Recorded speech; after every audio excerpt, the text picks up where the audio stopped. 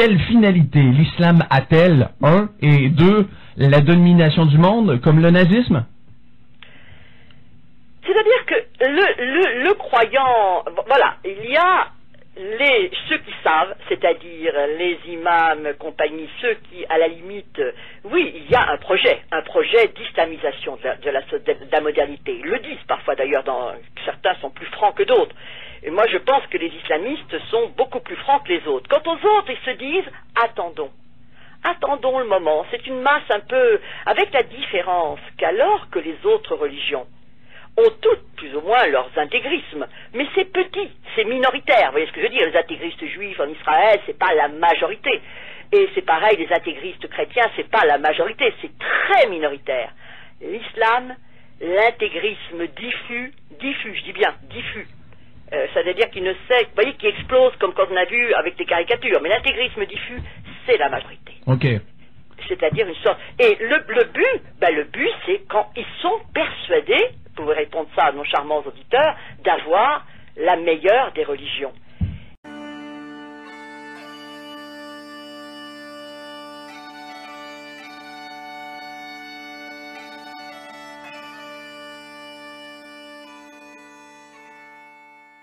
وأنتم الأعلون إن كنتم مؤمنين العزة لكم والمجد لكم والكرامة لكم.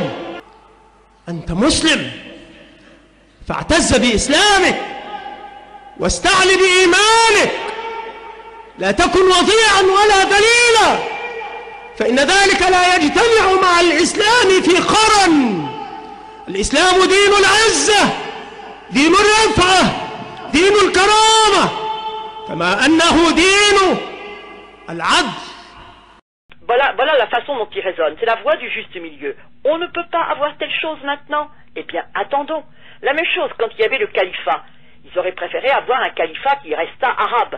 Il y a eu les Turcs, mais ils disent vaut mieux un califat turc que rien du tout. Et puis quand il n'y a plus de califat, ils disent il vaut mieux arriver s'intégrer dans certaines sociétés plutôt que de mourir de faim. Il y a un grand sens du réalisme. Et je dis qu'à long terme, c'est ça qui est dangereux. C'est-à-dire qu'ils ne disent rien, ils pratiquent, ils ont le droit de pratiquer ce qu'on appelle chez nous mensonge, ce que chez eux en arabe on appelle taqiyya, c'est-à-dire ne rien dire lorsqu'on est en territoire peu sûr ou ennemi.